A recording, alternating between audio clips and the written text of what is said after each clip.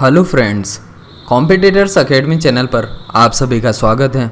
आज की वीडियो के साथ दोस्तों हम राजस्थान जीके की एक सीरीज़ स्टार्ट कर रहे हैं। दोस्तों इसमें हम अभी स्टार्टिंग राजस्थान हिस्ट्री से करेंगे और इसमें हमने क्लास 9th की राजस्थान अध्ययन बुक के बेसिस पर टॉपिक सेलेक्ट किए हैं और उसी अकॉर्डिंग हम आगे चलेंगे। लेकिन दोस्तों हमारी कवरेज जो होगी वो आरएस प्रीलिम्स और मेंस एग्जाम सेंट्रिक होगी। तो दोस्तों जो भी है, जितने भी टॉपिक्स आएंगे उसमें कॉम्प्रिहेंसिव एनालिसिस दिया जाएगा आरएस प्रीलिम्स और मेंस एग्जाम का। और इसके अलावा दोस्तों ये वीडियोस आपको राजस्थान के दूसरे गवर्नमेंट एग्जाम्स की तैयारी करने में भी काफ़ी हेल्पफुल होगी। तो दोस्तों वीडियो सीरीज के साथ बने रहें और चैनल को सब्सक्राइब जरूर कर लें और अगर आपको वीडियो पसंद आती है तो लाइक ज़रूर करें। तो चलिए दोस्तों अभी वीडियो शुरू करते हैं। तो दोस्तों आज की वीडियो में हम राजस्थान के महत्वपूर्ण जननायकों के बारे में देखेंगे जो कि क्लास 9th की राजस्थान अध्ययन की बुक के चैप्टर 7 से लिया गया है। तो दोस्तों इसमें हम बापा रावल के टॉपिक को आज कवर करेंगे। तो दोस्तों बापा रावल जो है मेवाड़ के एक बहुत ही महत्वपूर्ण शासक रहे हैं और ये एक गोहिल वंश से जुड़े हुए शासक थे। तो दोस्तों मेवाड़ जो है दो वंशों में डिवाइडेड था, एक तो था गोहिल वंश, दूसरा था सिसोदिया वंश। ठीक है, तो मेवाड़ के गोहिल वंश शासकों में बापा का बहुत महत्वपूर्ण स्थान है और बापा का बचपन मेवाड़ के एकलिंग जी के पास नागदा गांव में व्यतीत हुआ। तो दोस्तों एकलिंग जी जो है मंदिर है, ये नागदा में है, लोकेटेड है। और दोस्तों बापा रावल ने जो है एकलिंग जी का मंदिर भी बनवाया था, तो आप इस बात को भी ध्यान रखें। और इसके अलावा नागदा जो है उसको बापा ने अपने समय काल में नागदा को अपनी राजधानी बनाया था, मेवाड़ की राजधानी बनाया था। ठीक है, और यहाँ नागदा के जंगलों में गाय चराते बापा का संपर्क हारित राशि से हुआ था। तो बचपन की बात थी, बापा रावल जो है वो गाय चराया करते थे और इस दौरान उनका संपर्क हारित राशि के साथ हुआ था।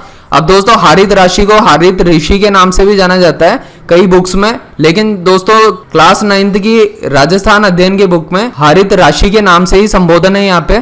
तो हारित राशि जो है एक सन्यासी थे और उनका बापा के जीवन पे एक बहुत ही महत्वपूर्ण प्रभाव पड़ा कि हारित राशि ने जो है बापा को मेवाड़ का राजा बनाने में इनकी एक महत्वपूर्ण भूमिका थी। तो दोस्तों देखते हैं उसके बारे में आगे। तो दोस्तों ये बापा रावल का चित्र है जो कि क्लास 9th की बुक में दिया हुआ है और यहाँ पे कुछ इंपॉर्टेंट इंफॉर्मेशन दी गई है जिसमें हारित राशि के बारे में बताया गया है कि हारित राशि जो है पाशुपत लकुलिश मत में दीक्षित एक सन्यासी थे। बापा ने हारित राशि की खूब सेवा की और यह समय प्रतिकूल परिस्थितियों का था। अरब खलीफाओं के खूनी संघर्ष व धर्म परिवर्तन संबंधी अत्याचारों से हारित राशि दुखी थे और बापा के व्यक्तित्व, विचारों तथा प्रतिभा से हारित राशि काफी प्रभावित थे। उन्होंने बापा में वे सभी गुण देखे जो तत्कालीन प्रतिकूल परिस्थितियों को अनुकूल परिस्थितियों में बदल सके। यही सोच करके बापा को हारित राशि ने उसी तरह से शिक्षित व प्रशिक्षित किया जिस तरह चाणक्य ने चंद्रगुप्त को तैयार किया था। तो दोस्तों खास बात यह कि हारित राशि का बापा रावल के साथ में जो संबंध था वो कुछ इस तरीके से ही था जिस तरह से चाणक्य और चंद्रगुप्त के बीच में था। जिस तरह से चाणक्य ने चंद्रगुप्त को मौर्य साम्राज्य का शासक बनाया था, उसी तरह से हारित राशि का भी बापा रावल के जीवन पर इसी तरीके का प्रभाव रहा और उन्होंने भी उनको मेवाड़ राज्य का शासक बनने के लिए प्रेरित किया। तो हारित राशि ने अपने जीवन का अंतिम समय जानकर बापा को वरदान दिया था कि तुम मेवाड़ के शासक बनोगे और तुम्हारे वंशजों के हाथ से मेवाड़ का राज्य कभी नहीं जाएगा। इस वरदान के साथ हारित राशि ने बापा को आर्थिक सहयोग भी किया और ये सब चीजें हैं। तो दोस्तों इसमें खास जो बात आती है कि आपको पता होना चाहिए मेंस के पर्सपेक्टिव से कि हारित राशि कौन थे। इनके ऊपर 2 मार्क्स का क्वेश्चन पूछा जा सकता है, तो आपको ये बेसिक्स उनके बारे में बताना होगा 2 मार्क्स के अकॉर्डिंग। और इसके अलावा बापा रावल के बारे में भी पूछा जा सकता है एग्जाम में कि बापा रावल के बारे में 2 मार्क्स का क्वेश्चन पूछा जा सकता है, तो आपको पता होना चाहिए। इसके अलावा प्रीलिम्स फैक्ट भी हैं, वो भी काम के हैं। तो आगे बढ़ते हैं हम।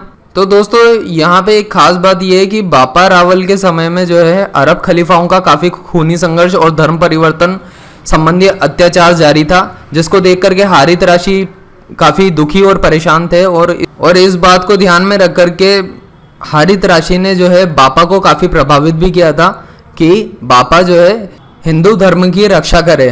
तो दोस्तों हारित राशि के अवसान के बाद बापा ने सेना का संगठन किया और उन्होंने चित्तौड़गढ़ पर आक्रमण करके उस पर कब्जा भी कर लिया। अब बात यहाँ पे आती है, एक क्वेश्चन इंपॉर्टेंट बनता है, प्रीलिम्स फैक्ट है।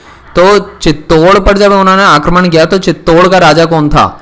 तो दोस्तों उस टाइम पे राजा मानमौर्य जो है चित्तौड़ के राजा थे, उन पर आक्रमण किया और चित्तौड़ को उन्होंने जीता और मेवाड़ साम्राज्य का हिस्सा बनाया। तो इन्होंने काफी सीमा का विस्तार भी किया और इस समय पश्चिम भारत को अरब आक्रमण से लगातार संघर्ष करना पड़ रहा था और इस विषम परिस्थिति को अनुभव कर बापा रावल ने अरब सेना से टक्कर लेने का निश्चय किया। और बापा रावल ने इन सभी राजाओं के साथ मिलकर के दोस्तों, जिनमें से प्रतिहार साम्राज्य के जो है नागभट्ट प्रथम थे, सांबर और अजमेर नरेश अजयराज थे, हाड़ौती के धवल थे और मांड जो कि जैसलमेर के नाम से जाना जाता है आज, वहां के शासक देवराज भाटी और सिंध के राजा दाहिर से मिलकर के एक संयुक्त मोर्चा बनाया। तो इन्होंने जो है एक तरीके से जो है कई सारे राजाओं ने मिलकर के अरब संघर्ष के खिलाफ जो है योजना बनाई और उसमें वो सफल भी हुए। तो बापा रावल के नेतृत्व में इस संयुक्त मोर्चे की सेना व अरब की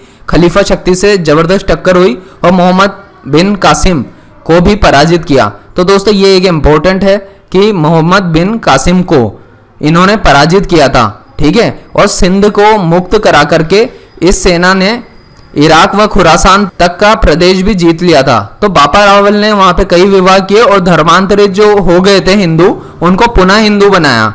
तो फुतुहुत बलदान नामक अरबी ग्रंथ का लेखक बताता है कि अब भारत में पुनः मूर्ति पूजा आरंभ हो गई और इस प्रकार बापा ने मेवाड़ की सीमा को ईरान, इराक व खुरासन तक बढ़ाया और प्रथम बार अरब खलीफाओं के आक्रमण व धर्म परिवर्तन के प्रयास पर अंकुश लगाया।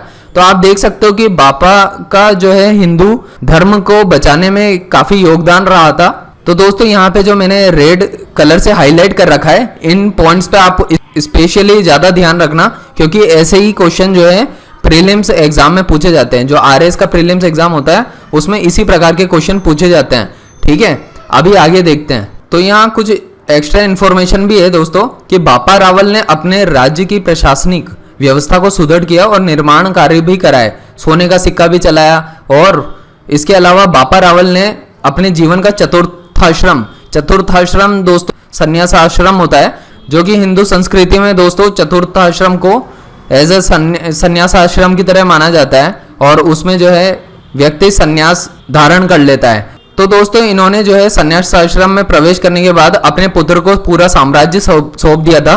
तो दोस्तों इन्होंने जो है हरित राशि की परंपरा में ही संन्यास ग्रहण किया था और संन्यास अवस्था में ही उनका देहांत हुआ। और एकलिंग जी जो टेम्पल है दोस्तों, वहां से अगर देखें तो 3 किलोमीटर दूर जाकर के उनका अंतिम संस्कार किया गया था। तो अंतिम संस्कार स्थल को आज भी बापा रावल के नाम से जाना जाता है, जहां पर बापा रावल का मंदिर नुमा समाधि स्थल बनाया हुआ है, ठीक है। और भविष्यवाणी के अनुसार तो दोस्तों जो हरित राशि ने भविष्यवाणी की थी, हरित राशि ने जो भविष्यवाणी की थी उसके अनुसार बापा रावल के वंशज सन 1947 में भारत आजाद होने तक मेवाड़ के शासक रहे और इसी प्रकार बापा के वंशजों का मेवाड़ पर 1300 वर्षों का अधिकार रहा, जो कि सबसे प्राचीन काल जो है राजवंश रहा है दोस्तों।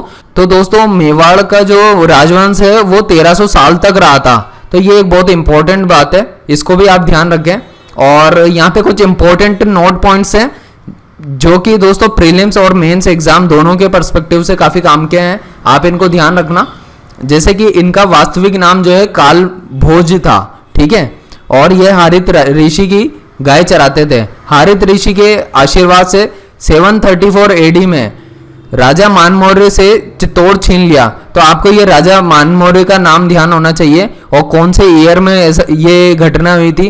तो 734 एडी में ऐसा हुआ था। और नागदा को अपनी राजधानी भी बनाई इन्होंने और एकलिंग जी का मंदिर भी इन्होंने ही बनवाया था और मुद्रा भी इन्होंने जारी की, जो कि इनके नाम के सिक्के ही चलाए गए थे। तो दोस्तों ये कुछ महत्वपूर्ण बातें थी बापा रावल के बारे में। अब हम नेक्स्ट वीडियो में देखेंगे पृथ्वीराज चौहान के बारे में। तो दोस्तों अगर आपको वीडियो पसंद आई हो तो वीडियो को लाइक जरूर करें और दोस्तों चैनल को सब्सक्राइब करें, अपने फ्रेंड्स के साथ वीडियो को शेयर करें। वीडियो को एंड तक देखने के लिए बहुत बहुत धन्यवाद।